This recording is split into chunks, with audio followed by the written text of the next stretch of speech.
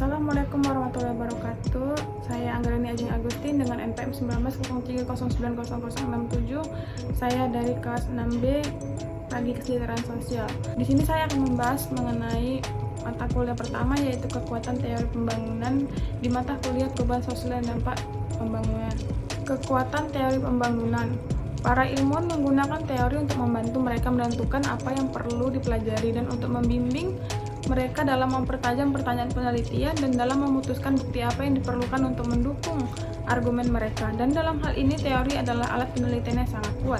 Teori sendiri membentuk proses berpikir peneliti, meletakkan dasar bagi kerangka analitis mereka, dan membantu tesis penelitian mereka. Lalu teori mengarahkan peneliti untuk mengadopsi metodologi tertentu, menarik mereka untuk memeriksa kumpulan data tertentu, dan mempengaruhi mereka untuk menarik kesimpulan implikasi kebijakan tertentu. Lalu masuk ke dinamika dan persaingan antar mazhab.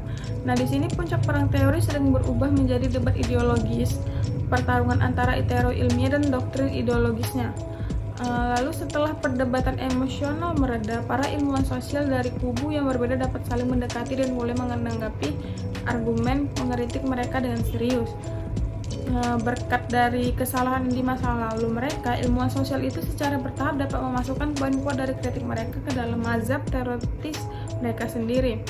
Lalu harus dicatat bahwa bukanlah entitas statis, mereka menyerang teori lain dan mereka mempertahankan argumen mereka sendiri. Lalu setelah terlibat dalam perdebatan teoritis yang panas, mereka dapat mengubah diri mereka menjadi alat penelitian yang lebih baik daripada sebelumnya. Nah, bidang pembangunan menawarkan contoh sempurna mengenai dinamika perubahan dalam mazhab teoritis. Lalu ada 3 mazhab yang dominan. Pada akhir tahun 1905, bidang pembangunan dinominasi oleh aliran modernisasi. Lalu pada akhir 1960-an, mazhab ini ditantang oleh mazhab ketergantungan radikal. Lalu pada akhir 1970-an, mazhab sistem dunia bangkit untuk menawarkan mazhab alternatif untuk mengkaji isu pembangunan.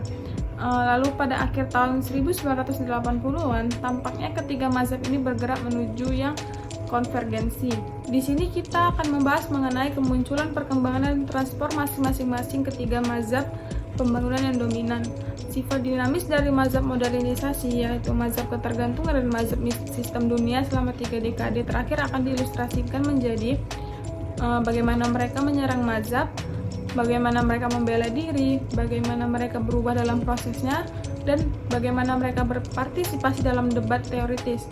Lalu kekuatan masing-masing teori berkembangan ini dalam studi empiris akan dibahas menjadi diskusi yang akan menunjukkan bagaimana perubahan mazhab teoritis disertai dengan perubahan pertanyaan penelitian, agenda penelitian, metodologi penelitian, dan temuan penelitian.